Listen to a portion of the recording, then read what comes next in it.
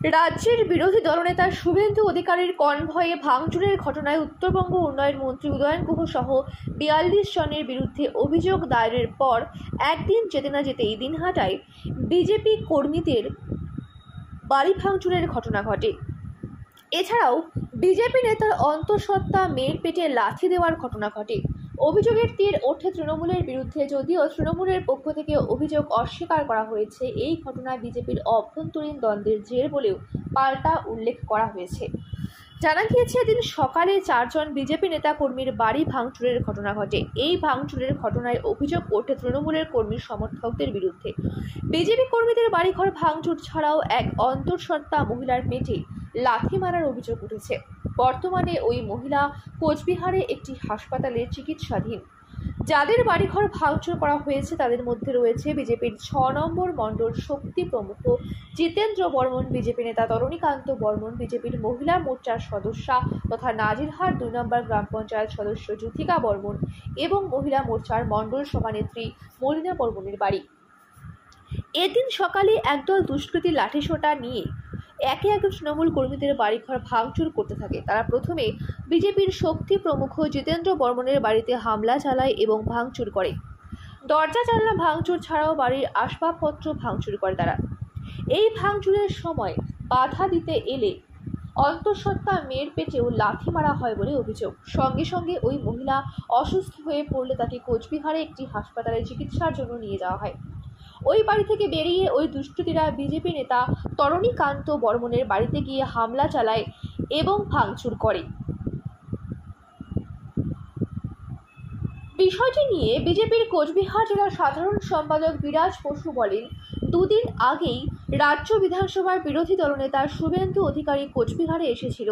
সে সময় তৃণমূলের গুন্ডা বাহিনীর নেতৃত্বে এবং জেলা পুলিশ সুপারের পরোক্ষ মদতে তার গাড়ির উপর ভাঙচুর চালানো হয়। শুভেন্দু অধিকারীকে প্রাণে মারারও চেষ্টা করা হয়। গোটা রাজ্যবাসী এই ঘটনা দেখেছে। তারপর এদিন নাজিরহাটে বিজেপি নেতা কর্মীদের বাড়িতে গিয়ে ভাঙচুরের পাশাপাশি অন্তঃসত্ত্বা মহিলাকে যেভাবে পেটে লাথি মারা হয়েছে, তারপরে তৃণমূলের নোংরা রাজনীতি বোঝা কারোই বাকি নেই। পুলিশ প্রশাসন তৃণমূলের হয়ে কাজ করছে। মানুষ সময় এলে উপযুক্ত জবাব দেওয়ার অপেক্ষায় রয়েছে। তৃণমূলের দিনহাটা 2 ব্লক সভাপতি দীপক ভট্টাচার্য, দিনহাটার শহর সভাপতি বিশুধর জানিয়েছেন, তৃণমূল সন্ত্রাস ও ভাঙচুরের রাজনীতিতে বিশ্বাস করে না। নাজিরহাটের শালমারায় যে ঘটনা ঘটেছে এটা বিজেপির অভ্যন্তরীণ দ্বন্দ্বের জের। বিজেপিকে এই মুহূর্তে সাধারণ মানুষ আর পছন্দ করছে না। এনআরসি, SIR এসব নিয়ে বিজেপি সরকার করে তুলেছে। সাধারণ মানুষ খুব বিজেপি নেতা কর্মীদের ওপরে আক্রমণ চালিয়েছে। এটা চলতেই থাকবে যতক্ষণ এনআরসি ইস্যু বন্ধ না হবে। অ্যাকচুয়ালি বিজেপি করার অপরাধে বাড়িঘর মানে যারাই বিজেপির নাম উচ্চারণ করে বা যারাই মিটিং প্রোগ্রামে যায় তাদের বাড়িতেই হামলা করছে এবং তাদের বাড়ি ভাঙচুর করছে। আজকে আমাদের পঞ্চায়েত সদস্য জ্যোতিকা বর্মন, 6 নম্বর মণ্ডল মহিলা মোর্চা সভানেত্রী মলিনা বর্মন, নোটাপালার শক্তি প্রমুখ আমাদের শক্তি প্রমুখ নোটাপালার নিবাসী জিতেন্দ্রনাথ বর্মন এবং সবশেষে আমার বাড়ি এসে বাড়ির সমস্ত চেয়ার টেবিল থেকে ধরে যাবতীয় একদম গেট ভেঙে ঢুকে, লোহার গেট ভেঙে ঢুকে চেয়ার টেবিল যা কিছু আছে সব তছনছ করে দিয়েছে। তৃণমূলের যে অঞ্চলের যে চেয়ারম্যান ডিম্পল রায়, অ্যাকচুয়ালি তার নেতৃত্বে এই ঘটনাটা ঘটেছে। তৃণমূলের দুষ্কৃতীরা এই ঘটনাটা ঘটেছে। একটা কথা বলি, উদয়ন গুহর নেতৃত্বে এখানকার যারা নেতৃত্ব দিচ্ছে তারা যতই করুক না কেন, তৃণমূলের দিন শেষ হয়ে গেছে। উদয়ন গুহ যত রোলার চালাবে তত এখানে তৃণমূল ধ্বংসের দিকে যাবে এবং বিজেপি আগামী 2026-এ ক্ষমতায় আসবে, এটা নিশ্চিত। আজকে সকালবেলা হঠাৎ করে 11টা, সঠিক টাইমটা মনে নাই, 11টার মধ্যেই হবে, হয়তো 19-20 হইতে পারে, 5-10 মিনিট।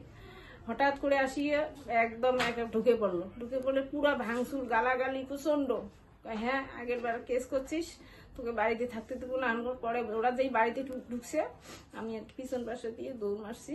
তারপরে আমার বাড়িতে বৃদ্ধ মা ছিল, ভাইয়ের বউ ছিল। ভাইয়ের বউ তো কারাড়ি পাং ধরি যে মা পাং ধরি বেড়ায়, না করেন বাবা না করেন।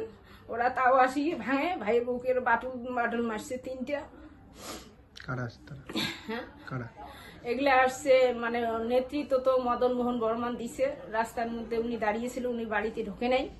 মদন বর্মন, আমার তপন বর্মন, আর হচ্ছে কি যেন স্বপন বর্মন, ওগুলো রাস্তার মধ্যে ছিল। আর বাটাম বাহিনীর ঘর ভিতরে ঢুকছে। জ্যোতিময় ছিল, তারপরে রাজীব ছিল, পল্লব ছিল, নবিরুদ্দিন ছিল। ওরা টিএমসি, সব টিএমসি।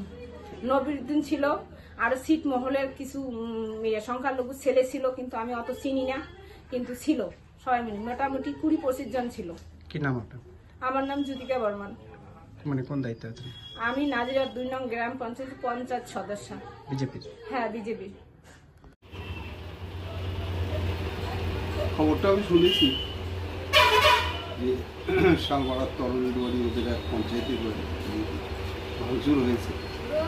আমি বলি যে এগুলো তো ছোট খবর, তার কারণ বড় খবর ছিল শুভেন্দু অধিকারীকেই মানুষ মানছে, মানুষ তারা করছে, সাধারণ মানুষ তারা করছে।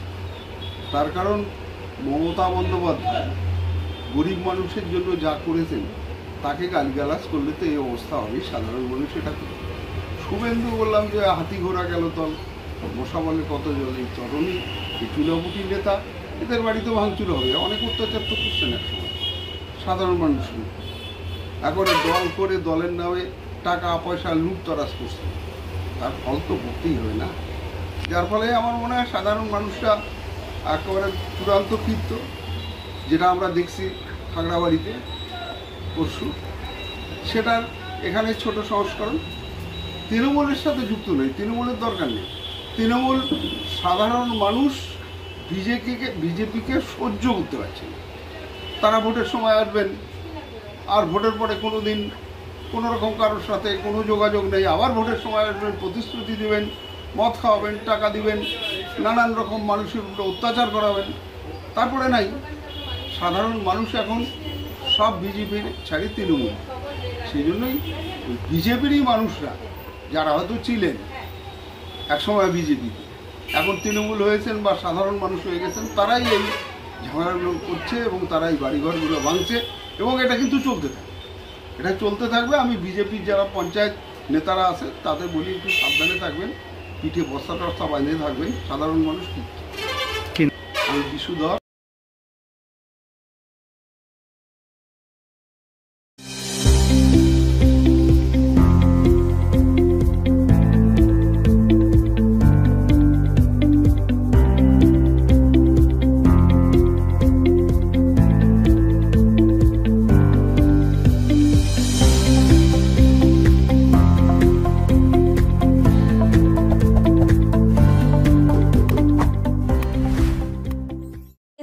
Town stores, main road, Dinhata.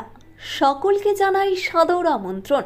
এখানে পাবেন বিভিন্ন ধরনের নামিদামি কোম্পানির কসমেটিক্স ছাড়াও স্কুল ব্যাগ, গিফট আইটেম থেকে শুরু করে সিটি গোল্ডের বিভিন্ন রকম আইটেম।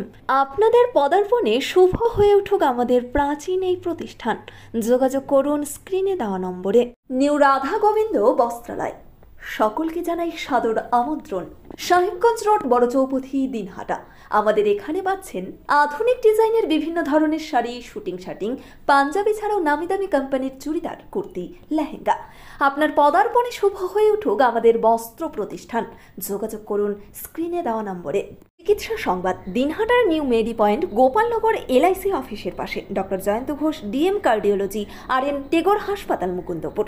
প্রতি মাসের দ্বিতীয় মঙ্গলবার দিনহাটায় নিউ মেডি পয়েন্টে রোগী দেখেন doctor Sabyasachi Banerjee, MD derma gold medalist, north Bengal medical college. প্রতি মাসের চতুর্থ রবিবার রোগী দেখেন। এছাড়াও বিভিন্ন রোগের বিশেষজ্ঞ চিকিৎসকরা এখানে নিয়মিত রোগী দেখেন। যোগাযোগ করুন স্ক্রিনে দেওয়া নম্বরে। দিনহাটার মাউন্টার স্কুল, শিশু বন্ধুত্বপূর্ণ, পরিবেশ বান্ধব, পুটিমারি চেকপোস্ট সংলগ্ন।